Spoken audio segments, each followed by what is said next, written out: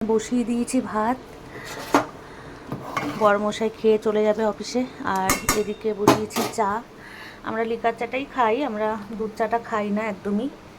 এখানে একটু আদা দিয়ে চা বসিয়েছি। আর এখানে করব কুঁদরি ভাজা, এটা আমি কেটে রেখে দিয়েছি। এটা একটু পেঁয়াজ দিয়ে আর অল্প একটু আলু দেবো, সামান্য একটু আলু দিয়ে এটা ভাজা করব। আর এখানে শিরো রয়েছে মন খারাপ করে বসে।